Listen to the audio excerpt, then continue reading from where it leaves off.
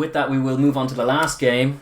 Certainly we'll have to put our own patriotic hats on to review this. We had on Sunday the Sunday game, we had Ireland 13 coming up a bit short against France, who both broke their duck in Dublin with 15. So 15-3 had finished to France, and the first time in 10 years they've won in Dublin, and they were good value for us. It was another tight but enthralling encounter from a neutral point of view. Ireland were dominating that opening stanza, only for a 3-point return. France then strike from nowhere with a great 7-pointer, being themselves. Beautiful try. They looked the cleaner, the more slick side pretty much throughout, and they did get nervy towards the end. They didn't have it all their own way up front. Their big scrum was kind of bullied a bit. Their line-out was in trouble. Tortured a few times, and they just were nervy. Like, they weren't their clinical selves as the game rolled on. The Kelleher try seemed to knock the stuffing out of them. It did. And they had this feeling. They had this feeling that they were going to be caught out in a game that they shouldn't be caught out in, having put it to bed seemingly with the Pinot try. A freak try makes it a 1-score game, and then they don't deal with that well. They sort of recede into themselves, and they actually just want to kick the ball away. And then they actually get a couple of offensive sets and chances to put it to bed, and they knock on and they miss their passes, and they're just not quite right. And then Ireland get the opportunity to sneak the game, but Sean Edwards' defence does step up, and in the crucial moments they do maintain their discipline, and they do repel Ireland, and they shoot, keep them out. And really, from a structured defence point of view, they don't concede a try all game. It's just but for that one crazy incident off the set piece. It was unlucky because they stole Ireland. What happened was they stole Ireland's line out, and as it went to deck, Dupont anticipated it going one way, and it just took a wicked bounce away from him and into Kelleher's path. It's the negative aspect of the wee wingers, though. Like, Villiers has to cover that space and make that tackle, but he just has a big man who is actually deceptively quick running into that space, and he just doesn't get close. And that's bad from Villiers, but it does catch them completely, because Dupont is usually covering that space as well, except he's run for the ball that's bounced away from him. Indeed. It's kind of a freak try to concede, but as you say, it's the response that would concern you a little. But I would attribute that to just the nerves in Dublin. It has been a hoodoo for them for quite some time, and they've underperformed in Dublin, and even beyond France themselves. You've seen Toulouse kind of play within themselves, and Clermont a few times as well in the club game too. So there were definitely some demons in the Aviva Stadium and in Dublin for them to exercise, and with stuttering kind of falling over the finish line, they did manage to do so. And it was great that it was a defensive set that did it, because the difference that Sean Edwards has made to them has been spectacular, and it's great to be ticking these things off the list as they have been over the last 12 months in terms of these big kind of monkeys to get off their backs. One by one, they're shedding monkeys now. From that horrible decade they just had, they're just chalking off all the bad records that came in. It was really just a terrible decade for French rugby. It was. Started with a Grand Slam and went nowhere from there. Well, actually, a Grand Slam and then a World Cup final, and then nowhere from there. That's right. Lièvremont doesn't look so bad when you talk about it like that. That's true. But it was refreshing to see that. It's refreshing to see them look a proper side and playing smart rugby, and definitely playing distinctly French rugby as well. It's nice to see the offensive instincts. We were alluding to the carries per offload stat, 9 carries per offload in the tournament so far through 2 rounds. Lovely, exciting, tempo-filled, audacious and ambitious rugby that they're playing, and it's lovely. They did struggle in the opening stanza. They struggled to get out of their territory. Ireland were putting these bombs up, and actually Brice Dulin was playing really well along with Villiers, and Pinot actually wasn't under many of them, but it was Dulin and Villiers who were being targeted, and they took a load of them, made some spectacular catches for the little men that they are. But then, like, the pressure did eventually tell with all of those ones. And it's a law of averages. A few of them go loose. A few of them went loose and went into Irish hands, and they ended up defending a lot, and they gave away a few penalties. Jerome Garces's impact has yet to make a telling contribution, in the sense that they're certainly it's not as telling as Sean Edwards' contribution to them at all. No, they're still giving away penalties for days, but they did manage to hold Ireland out, did manage to come up with some plays. I thought Gael Ficou was fantastic. For me, I don't know how Gael Ficou doesn't get man of the match in that game, because considering his offload for the Olivon try was spectacular, and he's ripped CJ Stander in the 22 at the beginning of the game. Brilliant defensive hustle. It was his tracking across, even though he nearly tripped in the midfield. He tracked all the way across when James Lowe nearly got that try in the first half, and it was his impact that put Lowe's toe out. Like that is great the work for me. That try, that non-try for James Lowe is the difference with the Sean Edwards defence. Yeah, because they're at the moment they're not actually full blitzing. They're actually doing quite a bit of subtle work on the outside. Vincent's quite a clever defender, and he's not biting in too much, and he's very often drifting. But it depends on the moment. Like he's going out to shut down the outside, but when the ball comes, he'll drift outside. He was handling Ringrose really with ease all day long, and Fiku was coming in and making plays. But yeah, the difference is just the reaction on the hustle. For that particular play, they get conned by the Irish attack, and it's the best bit of rugby that Ireland play all game.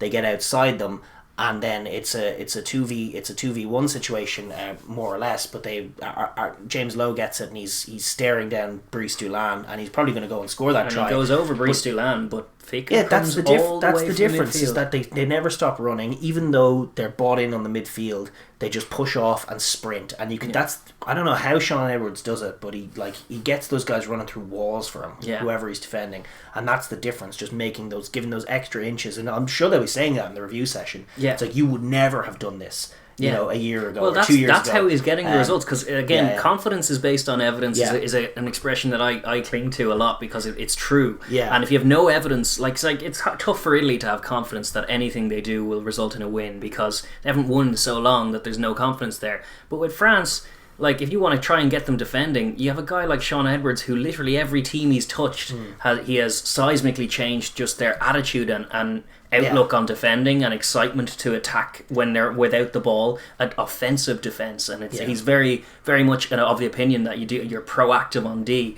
And you can point to moments like that as evidence. Like Fiku actually earlier, he makes contact with Stander on a dummy line in the midfield and stumbles. That's what's even more impressive, is he kind of gets knocked off balance as well as sat down as the ball goes outside him, and he just regathers himself and sprints towards the touchline and is there to make the vital contribution. Gets there with not a second to spare and makes the contribution, and that is just the hustling work rate of Sean Edwards' defences, along with the nous as well. They're not fully crazy. No, they're not. They're not mad dog blitzers. They're nothing like that. They're not drifting retreaters. Vincent and Fiku are emboldened to make reads, and they make clever reads. They don't bite in. They don't expose themselves. No. They drift with the play, and they get it. But they drift in the play while getting out on the line, so they just restrict the area for the opposition to move in, and they just do a really, really good job. And they shut Ireland down all game long. And they're dynamic as a pack as well. They're not quite as kind of big and ogreish as they have been in the past, but what they are is kind of quick and fit, and to a man they have no problem getting up and getting around the corner on defence, which is great to see, because that has been a problem for them in seasons gone by. In spite of the fact that they still have bad discipline errors, and they do. LaRue's trip is just ridiculous. Yes, indeed. And I was actually Murray Kinsella isolated a moment like just before half time where he was just back on the pitch after the yellow card for tripping,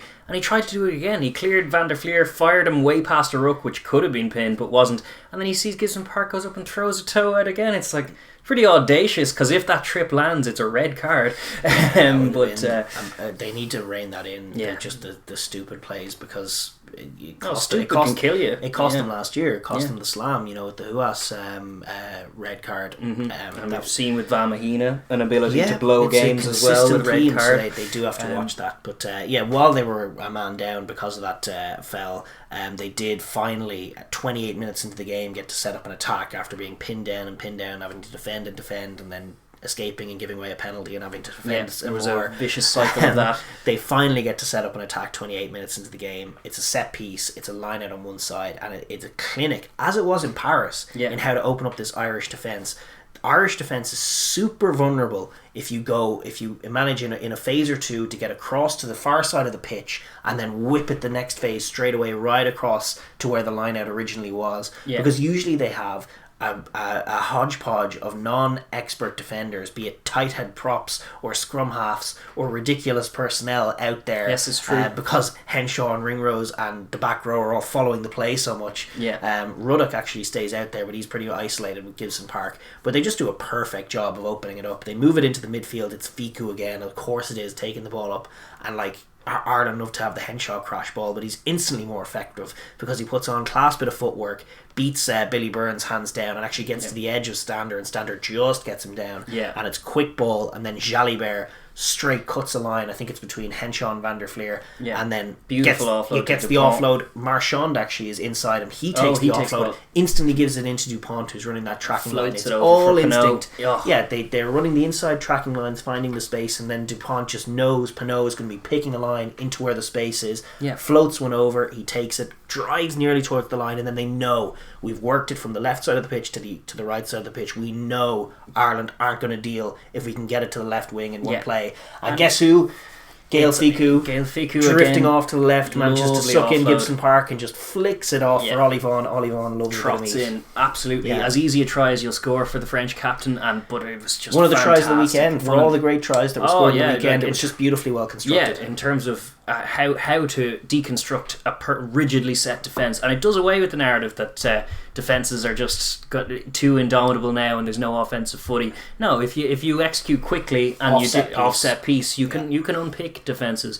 And it's a concern for Ireland for sure that they are opened up a little bit too easily, given that they are owning the ball, and with the few moments of possession. It was literally the first attack they got set up. It was very, very. It was literally a carbon copy. No, it wasn't quite a carbon copy, but it was the same idea as what they were doing to Ireland in Paris back in the autumn, when Ireland had made no adjustments. They're still super, super light on in the spot where the line out is. If you can get it to the right wing and back across the left wing, Ireland are just full of... They're gone. They're gone. Yeah, have a try. Ireland are super narrow. They come up with powerful narrow plays, and France know if you sit deep and get it outside them, you're gonna have success, and especially after you break the line, you're gonna have success. Ireland can't deal with that tempo. No, it's true. Yeah, they do a great job. It was a hammer blow to the Irish at a timely moment, because when you're seeing a team dominate for that long and you're having to defend for that long, it's the perfect response to the 3-pointer that was an insufficient return for Ireland to just punish them with a try. Absolutely punish them. And to be honest, they had the game sewn up then with the beautiful Pinot try, which was excellent in its own right, because they were planning to drift that way, but then Pinot actually recognised that the chance was on the other side. They folded around very nicely, and a nice little kind of wrong-handed offload to Pinot, wrapping around to find the edge and find the corner as well. Just really smart try-taking, really smart identification of space, and then attacking of it by the French. It was really well done. It was a crucial score. Actually, in the build-up to that score, they did manage to change the game, notwithstanding the Dupont butchering of a try. Right at the start of the half, they catch Ireland cold. Marchand just drives through Herring like he's not there, and he drives all the way to the line, and just off a short carry, and then it's just a try. Willemse, your biggest player, probably the biggest player on the pitch, comes charging at a rate of knots towards the try line, and Dupont picks it up right next to him and tries to whip it past him and catches him in the mush. And sometimes Dupont's trying to do too much. I mean, you got this massive giant charging towards him. Just pop it to him. Let him take it and score. And that was a missed chance, and they weren't all perfect in that kind of way. They were, in large parts, they were losing the first half. They were blessed that Ireland couldn't attack better in some ways, although they did defend very well. They did. But in those kind of moments, taking those tries could matter more on another day. But crucially, what they did after being pinned down at the start of that game, they did figure out the kicking game. And Ireland were putting up these big bombs, and in the second half, not in the first half, they were taking some of them, but they were generally pinned down in their own half. But in the second half, they managed to punish Ireland on a few key occasions, just by taking those high balls, popping it off, and launching a kick deep and finding grass, and then forcing Ireland to exit from there, and just turning that bomb attack into just negative yardage to the tune of lots, which allowed France to set up some crucial attacks. And they started to edge the kicking exchange more and more as the game went on. When Ross Byrne came on, I don't think it helped Ireland.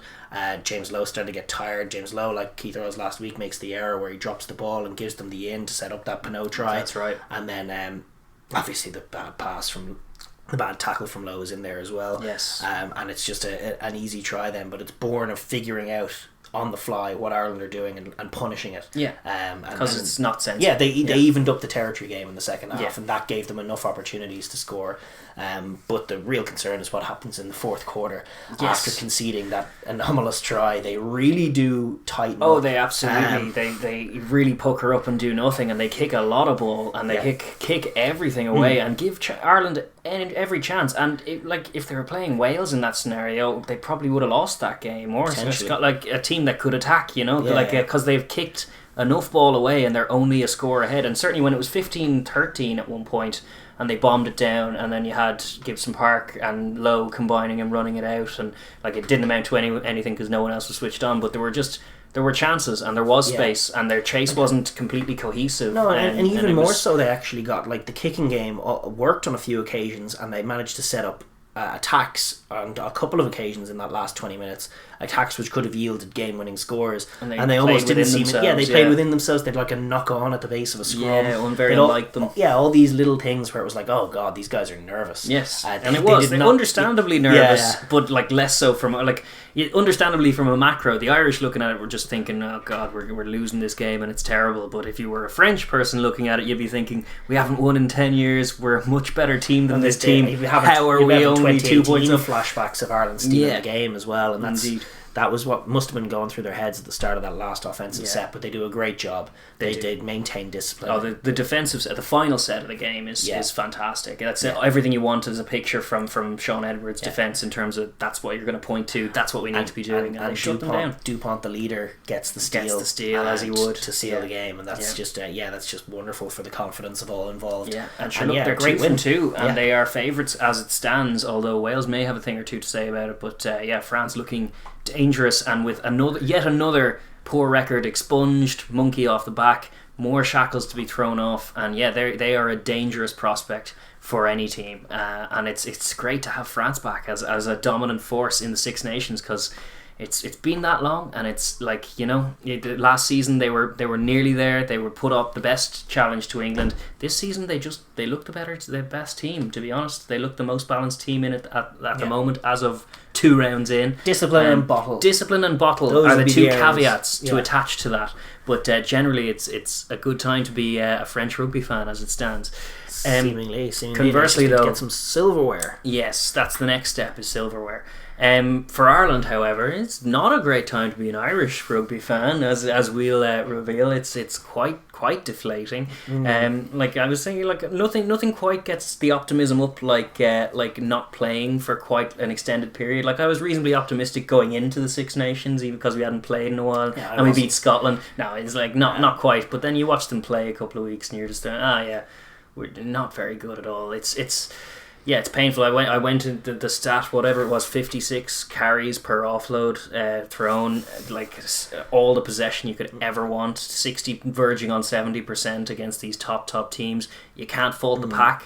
The Pack are doing Trojan work out there. They are dominating large periods of the thing. They're stealing lineouts. Paul O'Connell's fingerprints all over the Pack. A lot of playmaking going on from the likes of Ian Henderson, Tyke Byrne. Reece Ruddock comes into the team, has a great game, impactful. They're robust enough in the contact and just making huge plays. I thought the set piece was exceptional. Cian Healy rolled back the years. Yeah, fantastic showing. Put it on Healy. Mohamed Ouas. Yes. I was like, oh geez, Cian, good man. Like, he hadn't on the day that he became Ireland's most capped prop, he overtook John Hayes, and he put in a great performance. The Pack were dominant for pretty much the whole game.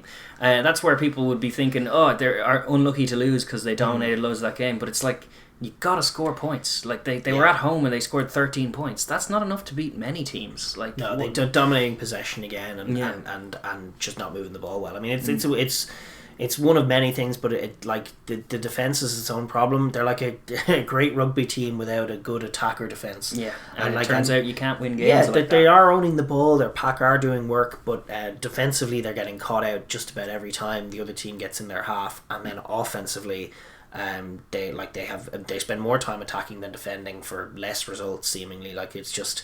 One try they got was an anomalous bounce. Yeah, it was well taken by Kelleher, and an illustration that there is some good zip and some good instinct in the team from a personnel perspective, especially up front, especially in the forward pack. Yeah. But their movement of the ball is very, very poor, and it's very, very poor in a number of ways, big and small for me, that are very concerning. deeply concerning. Like it's I don't see an easy fix that some do. Like you can talk about offloads. It's not even just offloads. Like, people are, as I've made the point, every now and then the guys will look for an offload. They'll win a contact and get their hands free and go like this. There's just no one there. Like, compared to converse with France, where like Dupont can float one over because he knows Pinot's going to hit it. There's just no one running that line from Ireland, and there's a few damning bits of footage from it. There was the one that Murray Kinsella that was citing that was very, very disappointing and criminal from a rugby lover's point of view. 1 minute on the clock, they poach a line out on the French 10-metre line, flip it back to Billy Burns, who instantly huffs it in the air, even though there's numbers and space out wide. And it's like, what are your instincts? You just turn the ball over. Like, if you're telling your under 13s how to play rugby, you flash it wide. Like, it's turnover ball, flash it wide. And they just don't do that. They're playing very little offensive or instinctive rugby. Well, despite being told, we're being told it's heads up, but it doesn't seem like it is. The early phase of the, well, there is a heads up element to it, and I'll get to that. But the early phase of the game, the explanation of the kicking is that it was a very clear tactic and a bad one. Like, it was a tactic to try and put pressure on the vertically challenged French back three, and we know it was a bad tactic because it worked and yielded very little as a result. Like, they managed to generate a number of instances where they managed to recover the ball from these high bombs, and then they were just working with less field. They had the ball in and around the 22 instead of in and around the 10, and France had less space to defend and found it easier to defend, and Ireland couldn't break them down. So, like, Sexton last week was talking about the massive difference between getting the ball super close to the line versus like a little out, and I actually haven't seen that in the game. Most scores are not coming from 5 out. They may be used to it, maybe this was the case, but in this season's tournament, a lot of tries are coming first phase off set piece from anywhere in the field, and that is, like, especially if you're in and around halfway, the idea of just kicking the ball straight away is a missed opportunity, and from a tactical point of view, they're missing that. But from a structure and a shape point of view, in terms of what they're doing in the offense, it is also bad. But there isn't much in the way of shape, and this is where I think they have a problem. They are emboldening the players to play heads up in it, and that is very much a mindset thing. But what's materializing from it is a very, very stale showing. Like, Gary Ringrose doesn't really know what he's doing in the wide channels. He's drifting off. He's trying to make a play, but the Vincent's just reading him and drifting off with him, and he's just chewing up his winger space every time, and ending up going to deck. He's not a natural distributor, and he needs coaching. A lot of these guys are a bit like that, where, you know, the heads up play is one thing if you're dealing with a bunch of Kiwis and a bunch of Welsh players, for example, who have this built in from the ground up identity of running the ball, and an instinct that comes from schoolboy level and younger, where they know what they're doing and identifying space. And I think it's clear that Ireland don't really have that, and I think the presence of James Lowe and Gibson Park in the team is illustrative of that. Well, there were a few moments, like the one I cited before, where that very last chance saloon thing, where the France did kick it back to them in their own 22. Gibson Park gathers it, is getting bundled into touch, flips it out to James Lowe, who instantly runs up the touchline, draws a man, gives it back to Gibson Park, who runs it. And it's like, that's great play from the two lads, like, really good hustle. And then I rewatched the play, and like, Henshaw's right behind Lowe as he receives the ball, and he just lets him go. He just watches him go, and that's one of your backs. And then CJ Stander is out of, like, because it was just come from a kick, he's halfway back out of the field of play, watching Gibson Park run past him. And he doesn't move to get in. There are a few guys in the midfield who are facing the other way, aligning for something else. No one is switching into what you should be switching into, which is chance, go, run support lines, attack. None of that happens. That's my thought. My issue here is just that is not in the Irish players to a large extent, and they look, the two boys, the two Kiwis, they're both making mistakes now as well, but they just look fish out of water in the team completely, and they're not on the same wavelength, and the team mindset is just a curious one. Like, the plays that they're trying to make, the heads up they're trying to do is all after the catch, like the shape that they're running in before the catch. There's not much line picking. The tracking runs are abysmal, and then the plays that are being made is just like catching the ball and putting a bit of footwork on it, invariably just drifting on the outside and chewing up space. Well, that was another criminal one from Gary Ringrose, again running sideways. Was one in the middle of the park, which was just so damning, where he managed to get to the outside and he had two men outside him and just one man in front of him, so it was a 3v1, and he dropped it on the toe instantly, which is criminal enough. It's bad. Like, he was running sideways to facilitate the kick rather than fixing and giving, which is just what you should do. But then when you zoom out on the wide shot of that, Gibson Park, talking of fish out of water, he is miles ahead of the kick. He's around 15 yards ahead of the kick, running the very positive inside tracking line that you want your halfback running, expecting to be getting on the end of it because there's a 3-on-1. And the second Gary kicks it, you can see him just throw his hands up in the air in the middle of the park, like, what are we doing? You know, and it's a good question. The thing is, like, Ireland have never played with that offensive verve, apart from maybe when O'Driscoll was there, but O'Driscoll just made things happen. But like, those instincts aren't embedded in Irish rugby in the way that they are French rugby and Kiwi rugby and Welsh rugby, for example. And I just think it, like, in terms of working the heads up, you have these guys thinking on totally different wavelengths. Irish players don't run tracking runs naturally. They're not always trying to look for tries in every situation, looking to take risky passes and pick crazy lines, and try and find tries from anywhere. And I think there's a limit to the personnel in terms of what they're doing in that way. Like, they need a lot more coaching to be successful. And then there's limits to the personnel as well. Like, this is where I'm almost more negative than most on it, where I just think not a very good team in a lot of ways. A great pack in many ways, but I just don't really rate the back line really anywhere. I think they're quite weak, generally speaking. Their best back is probably Ringrose, and Ringrose still has limits to him. Like, he's constantly drifting. He's been put in this distributing role because he has to be, because no one else could do it. But he's not a natural distributor. He's a great runner of the ball. But they're all great runners of the ball. You saw one play, literally one play, which was the James Lowe try. But it was also not try. Or the James Lowe not try. But it was a clever. It was actually a bit of brains. Like, they maul strongly, they move the ball wide, they run a well designed move for once, because Henshaw always crashes the ball off set piece, and this time he doesn't. They run a screen, he flicks it in behind to Burns, who misses blindside wing Keith Earls, who's in tight. It's all in tight, and this is what would drive you crazy about Ireland, is that they work in such tight channels. And again, they have Henshaw, Ringrose, Burns in behind, Earls, and it's all within like a few meters of space. And usually they would just run a convoluted play in that space and get tackled, and all the French defence converges on them. But Burns gets the ball out the back and floats it past Earls beautifully to Keenan in space, and he's up. He has the ball. He has Dulan, and it's like half a 2-on-1. It's like 2 on 1.5, because the defence is drifting across. But what's telling to me then is that you have your fullback and your winger in that amount of space, and the try doesn't get scored. Like, people talk Keenan, he could have given the ball earlier, could have given the ball later. It's pace. They don't have out and out pace. Like, Keenan is the young, exciting talent of the season, and he's exciting for a lot of reasons. He's a great hustle player. He makes good defensive plays. He's got a great read for a young man, and decent offensive instincts. But when you get these young, talented players from other countries, they have an attributable advantage that the young Irish guys just don't have. And likewise, James Lowe is a great player in a lot of ways, but he doesn't have that out and out pace. The quickest winger, They don't finish a try that's there because they don't have the pace to finish it. And that's where I kind of feel a bit negative about the team. It's just the whole, like, the instincts aren't great, the skill set's not great, the speed isn't there. Like, if they start offloading, are they going to just become as good as France? Attributably, I just don't see that. No. And that's my fear for Ireland going forward. But I do think what they need to be is a bit more like England, in England circa like 2019. Obviously, everyone should be looking up to that team, but not just from a power perspective, but from an offense perspective. Have this lovely structured offense where you're trying to weave gaps like that one, where you're actually being a little smart. Use pods and have a bit of shape that allows you. You can play heads up rugby within a shape. It's like when people talk about a zone defense or something, and it's like, oh well, he was in a zone defense, that's why he let the guy run unmarked into the thing. And it's like, every defense is a zone defense. You can defend your zone, but when the guy's getting the ball, when there's one guy out there who's getting the ball, mark him. You know, like, it's the same with an offense. You can put together a shape that doesn't preclude you from playing heads up rugby, but you should have ideas of certain pods that you want to do and just fold into a decent line for attacking.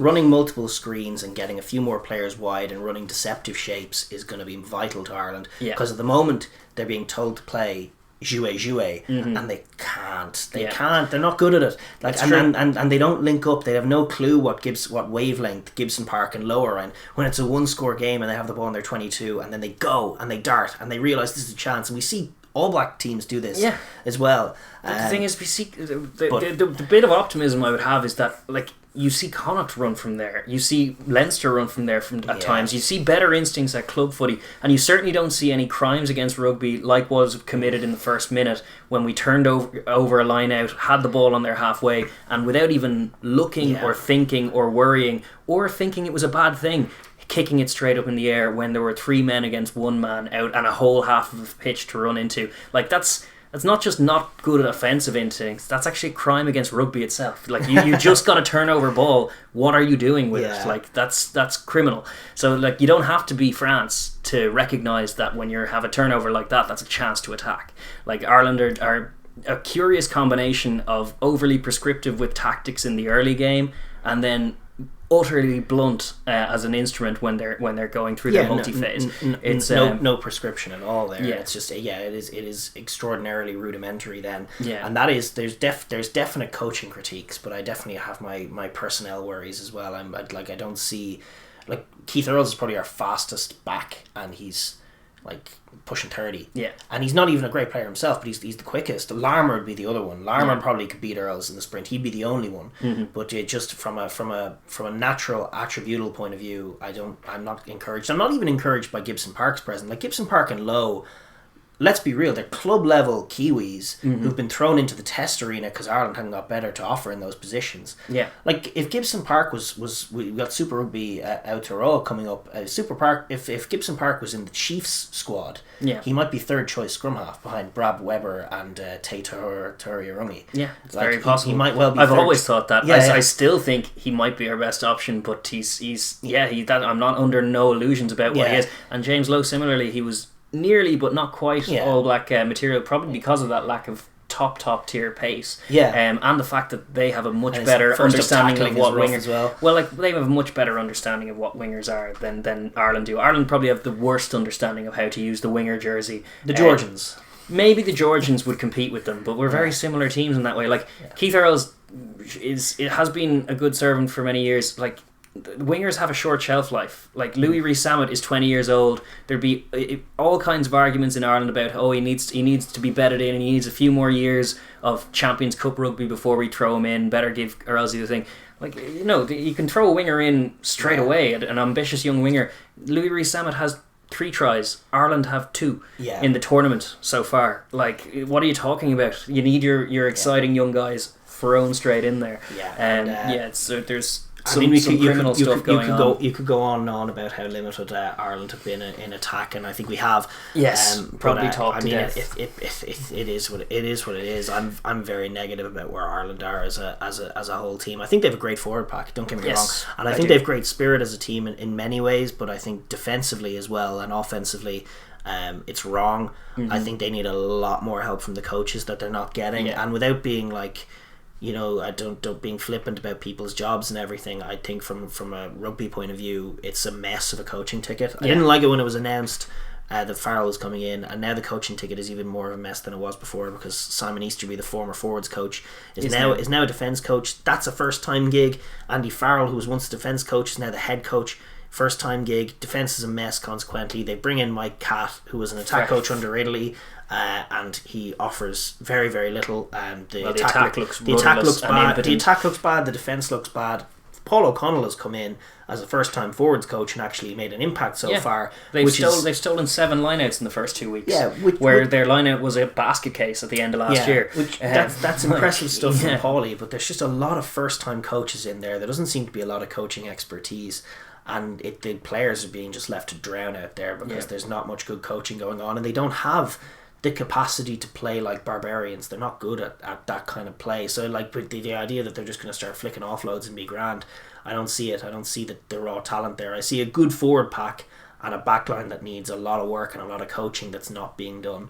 And probably a fundamental grounds up kind of skills and offense thing that needs to come in. They need like a Pat Lam project. If they're ever going to be the team you want them to be, they need like a Pat Lam project where he comes into an organisation and he just changes the whole culture from the ground up. Yeah. And that would be the way to get Ireland playing the way you're talking about. Yeah, well, I think but right now it's not there at all. No, but I think the macro thing is it's all about World Cups, and the teams that score tries win World Cups, because World Cups are summer events, not winter events.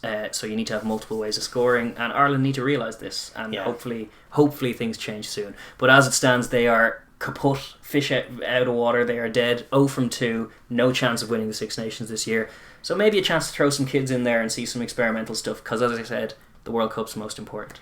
It is. And listen, not to go too far into our own selves, congratulations to France. They played a good game, not a great game, but they did enough. Yeah.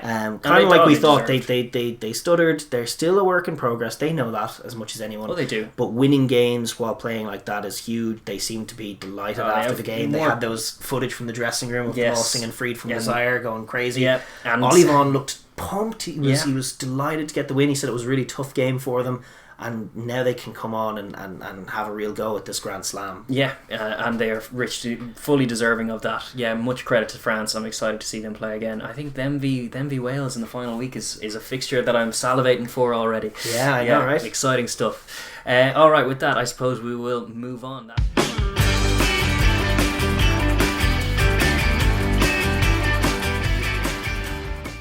Thank you for watching the Overlap Rugby podcast. If you enjoyed that video, please be sure to like and share with your friends.